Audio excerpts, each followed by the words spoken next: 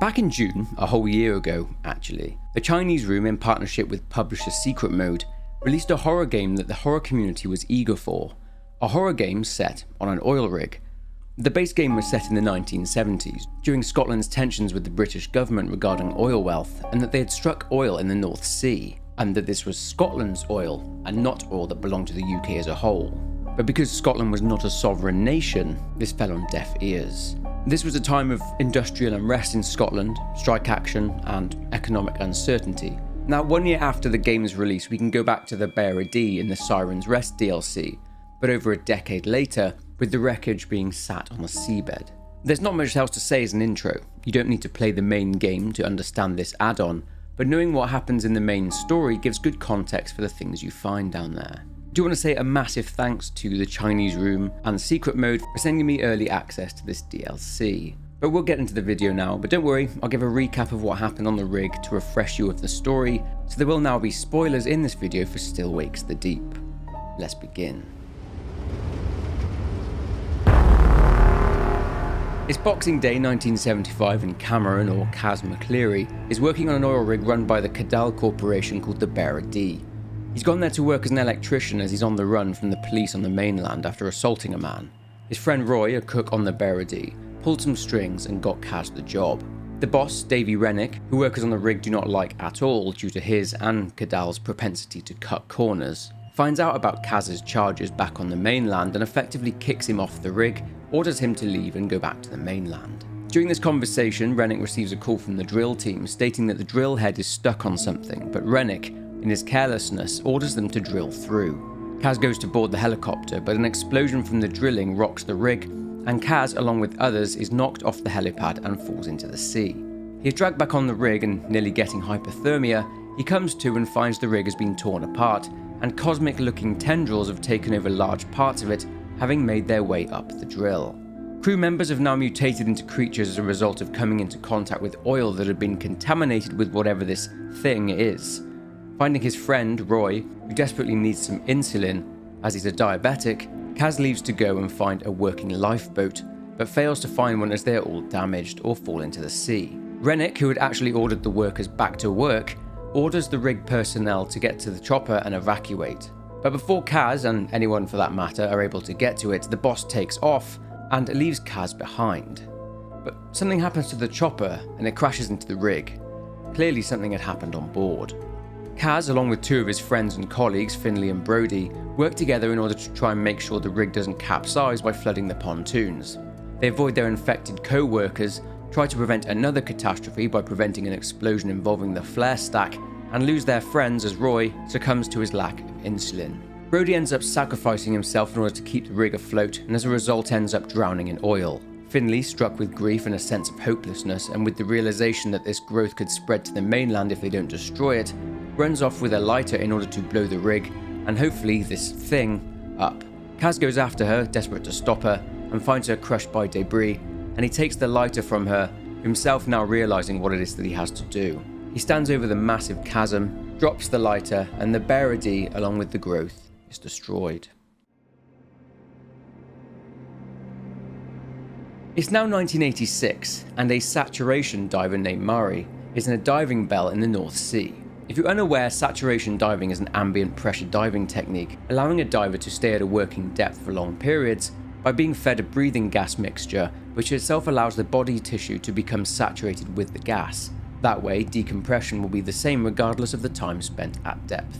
Anyway, 187 meters below sea level, Mhairi speaks with her crew, Rob, another diver, and Hans, who is on comms, and they do the pre-dive checks, but Mhairi is really eager to get into the water and dive. They are there as their priority is to retrieve the Beira D's data logger. They are also to catalogue any bodies they find and to bring home any potentially sentimental artifacts or mementos for the families of the lost.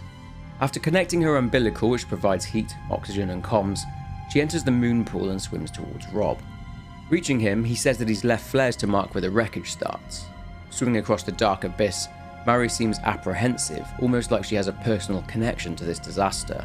Passing through an office and finding a photograph inside a drawer with the initials CVBD, Mhairi discovers the first body. It's the body of a man named Cor Vanderbyle. He was the deputy of a worker named Muir, who was the monstrosity on the deck that took Innes.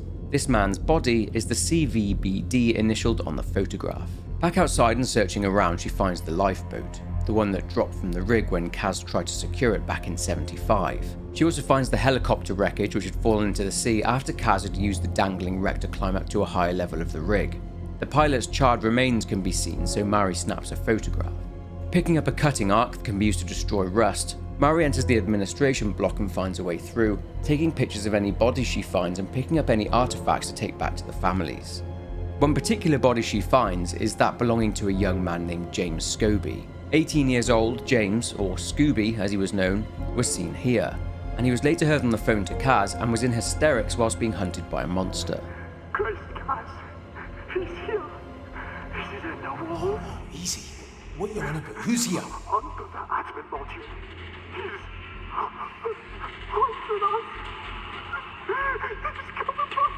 He's gonna kill me. He's gonna kill me. Fuck! Mhairi has to be careful as the weakened structure of the wreckage results in hazards being everywhere, but she then sees something which quickly disappears. Brushing it off and nearly getting crushed by debris, and finding the remains of two brothers, one who got trapped and the other one who desperately tried to help him, Mhairi descends further through the administration block and bizarrely she finds an air pocket. She disconnects her umbilical, much to the disapproval of Rob, and removes her helmet, checks to see if the air is breathable, but nope, it's definitely not breathable as she instantly coughs. Exploring, Mhairi hears strange sounds. It's as if someone is here, but that's impossible. Pushing on, she finds the body of Gordon Abernathy. Swimming down into a flooded stairwell, Mhairi finds strange growths in a corridor. The growths which took over the rig back in 1975, but that now appear to be fossilized. She discovers John Roper's portrait from a staff board too. She then makes her way down a very strange tunnel, almost a rock-like structure. And now having reached marine control, Mhairi finds what's left of Roper after he had been turned into, well, a mass of flesh. She finally grabs what they went there for, and that is the data logger. These data loggers are used in order to record various measurements, such as environmental conditions and drilling parameters, key to finding out what exactly happened on the Beira D. Just about to leave, Mhairi is knocked out by some falling debris. Passed out, she finds herself experiencing a vision where she is on the Isle of Skye. This is only a fleeting vision though, as she's soon pulled out of it, and comes to with water flooding into what's left of marine control. Trying to get her bearings and find her way back to the diving bell, Mhairi is carried by a strong current with the tunnel collapsing behind her, and thankfully she ends up coming out not far from the bell. Just in time too, as she was fast running out of oxygen. Before she swims to the bell though, she sees something. A flare is dislodged and reveals more wreckage down in a trench. Getting back to the bell, Rob is there. Mhairi! Oh, fuck's sake. You back? Report. She's back, Hans. Give us a minute. I knew once you'd attached that you wouldn't reattach. I'm okay. Rob, is there an issue? No issue, Hans. Just helping her out of the suit. I'll be right back to you. Roger that. Rob, Hold still. Let's get that helmet off and then you can tell me why I did that. we need to descend into the trench. What are you on about? It's right there. What's right there? The rest of the Beira D. What? How deep? Just a bit down. It's, Mhairi, how deep? I'd estimate 50 metres. 50 metres? Fucking hell. Now, I was out there. I swam over the trench. I didn't see anything. No, you wouldn't have. I saw a flare fall down. It's there. You investigated without the umbilical. Then you come back here looking a right fucking Well, state. I'm back, aren't I? I had a puncture, but nothing I couldn't handle. You had a pump? You didn't breathe any of that air, did you? No, of course not. You know what Hans will say. You think I have the narcs? I don't know. Do you? Look at me. I am not slurring. I'm not forgetting. I'm not disorientated. 50 more meters. And we'd have gone deeper than almost anyone ever has. Mhairi, let's have that report. It's our only chance to find out what happened here. My one shot at trying to find something. Rob, now. Hans, we're all good here. Mhairi's fine. Excellent. I'll prepare the But ascent. she says she saw much more wreckage in the trench. About 50 meters deeper. My God. We didn't plan for this. I can't in good conscience I've got alight. to do it, Hans. I have to. I would need rock-solid confidence that the communications will not go out if you are that deep. Has this been resolved? Aye, we'll have no more connections coming loose. Right, Mhairi? Right. Okay. Once you drop, I want to run the checklist twice. Alright, Hans.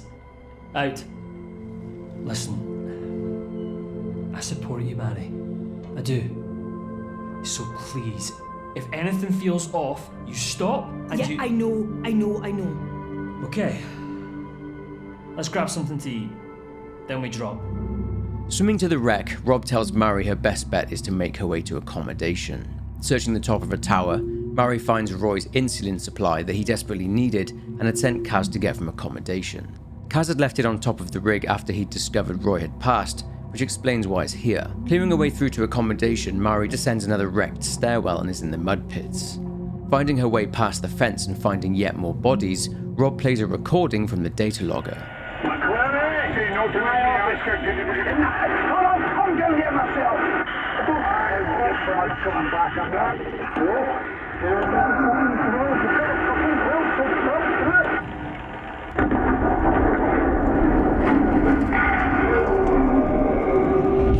Get away from the edge! Guys! Get back!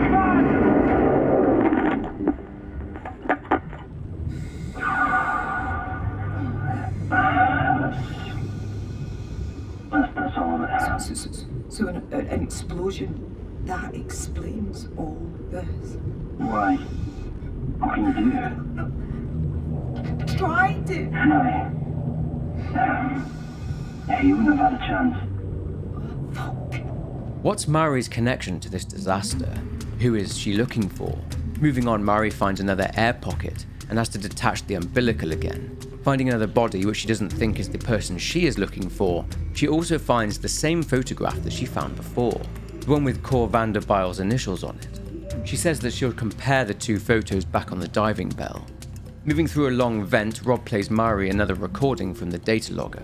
Salvaged on the recording. Do you want to hear it now?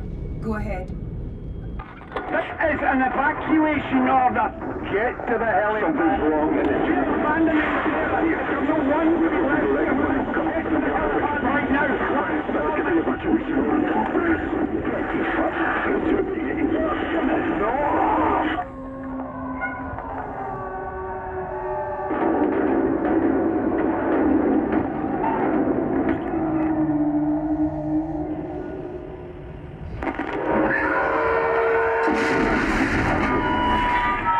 Whatever you do, don't touch me. Shit, that was horrible. Fuck. Those poor people. I never knew I was gonna hit them. She finds another body, this one having drowned in the vent, but the body is holding a lighter that belonged to the only woman on the rig, Finlay. Christ, I need a smoke. Can I find my lighter anywhere? Take mine.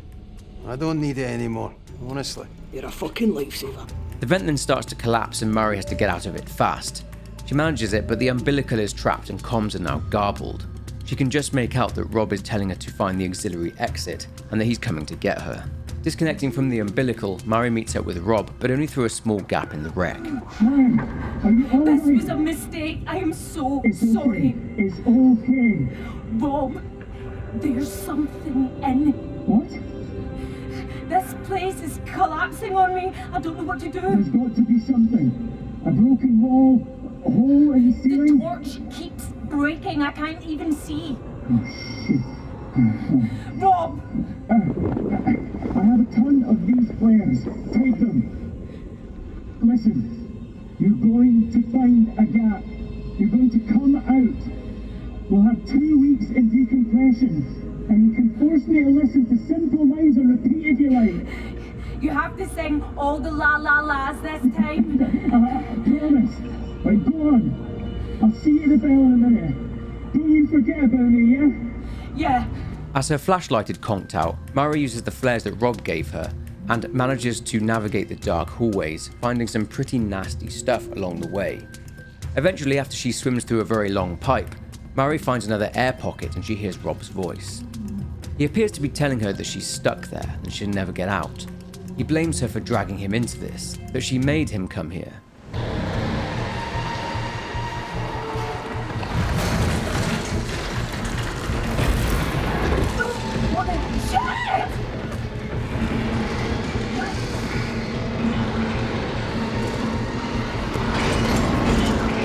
Escaping the monster, Mhairi appears to be in 1975. The rig is completely deserted but not destroyed, and she's in accommodation. So moving up the stairs, she hears the voice of her father. Her father is revealed to be Brody.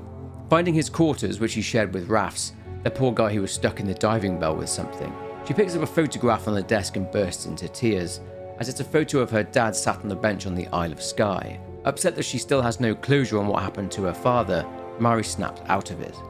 She finds herself back on the destroyed rig, and she's very confused about how she made it to her father's room. Needing to get out of there, she is able to find Kaz's room, and on the desk sits his photograph of a younger him, boxing. Mhairi is very confused as to how this photograph survived, but anyway, leaving, Mhairi gets pulled through another long pipe and into a tunnel, but managing to use the cutting arc to open a door, she is out of the accommodation module. Finally, she swims back to the dive bell, but Rob is not there. She tries to radio Hans, but there's no answer. Something swims past the bell, and the bell is then dragged somewhere, and water is now leaking in. Needing to get out of there, Mhairi heads back into the water and finds herself in some sort of cave, and she now needs to find another way out. Swimming forward, her flashlight goes out again, and the monster has shown up again. It's hunting Mhairi. It's attracted to the light from the flares, so using them to distract it, Mhairi moves through various pipes, and moves a heavy beam unblocking a doorway. Another cat and mouse chase takes place, and desperately trying to make her way out of the cave, Mhairi, quickly running out of air, sees a door in the distance. Trying to make it to the door, she appears to pass out.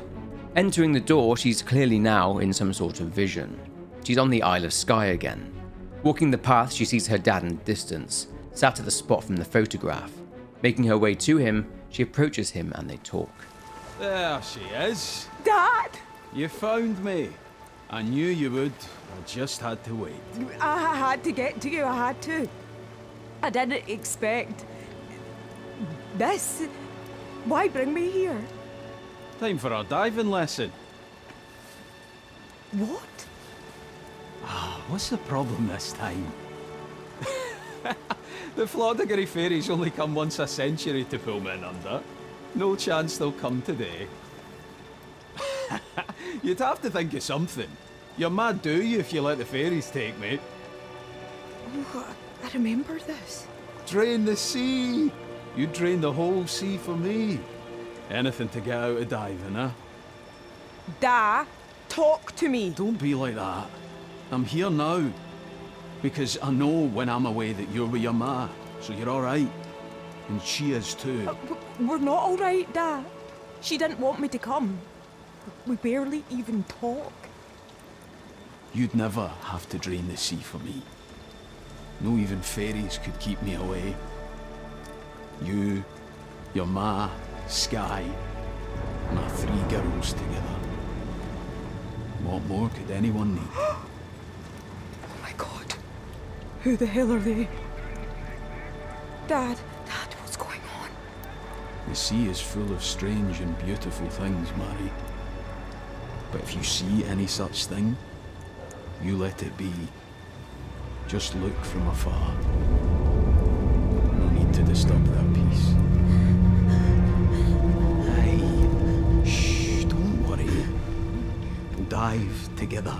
I've got you. Just hold on to me.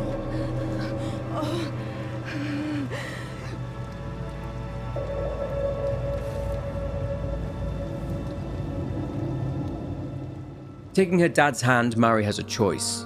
She can hold on to her dad and she accepts her death, or she can state that she wants to go home, and she is pulled through the door by Rob, who saves her and takes her to the surface.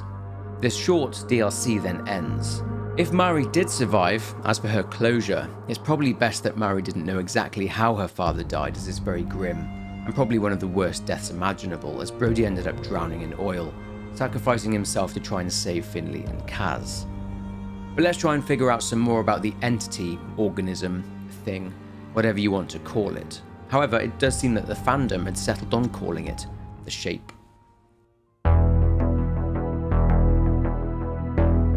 As Kaz and the workers did, when infected, they are tormented by hallucinations, visions of their loved ones. This is why Mhairi hears Rob's voice over the radio when it's clearly not him, and why she thinks she picked up two of the same photograph. Now, was this memory just before the ending, the entity or thing, shape, messing with her, trying to claim her, if you will? Or was this a collective consciousness of those that had been taken by the sea, including the rig which was seen in the distance? Let me know your interpretation down in the comments. As for this creature, well, it's obviously still alive, waiting for new victims. At one point, whilst in the deeper trench, Mhairi can also find an even deeper trench than that one. It's possible that this monster, this growth, is living down in the trench and is still there, as just beyond the wreckage, there is a bright blue light, which does resemble the bright light the workers saw on the rig. Since the workers perished and there was no one left on the rig, it's possible that whatever this thing is, realised that there was no longer organic material left to infect, so the strands of matter that were all over the rig were fossilised or dead. The organism, the entity, is clearly a parasitic type of organism, but one question is, why were all the bodies covered in coral, but the rest of the wreckage not? Deep sea corals are not parasitic, don't obtain nutrients, and they only attach to solid objects such as the ocean floor and rocks. The final question, was Mhairi infected? The reason Kaz and Finley blew up the rig was to ensure that this growth did not make its way to the mainland, and they achieved that at great personal cost. Mhairi seemed to be suffering the same hallucinations and visions that the original crew members experienced. If the ending where she survived plays out, then it's possible that she'll go back to the mainland and the growth will start to spread. But that's it for this short video on the story expansion for Still Wakes the Deep. A short but enjoyable 2 or 3 hour experience exploring the Beira D. I have seen some reviews from people that were disappointed with the experience, but I'm not sure what the expectations were versus what was advertised, as this was always billed as a more exploratory expansion rather than a tense horror fest like the base game. I mean, the Beira D is an 11-year-old wreckage on the seabed and it's falling apart. But anyway, if you want to experience the main story and haven't seen my original video on the base game story, then go and check that out. Comment below with your thoughts and theories, subscribe if you aren't already, but for now, take care and I will see you in the next one.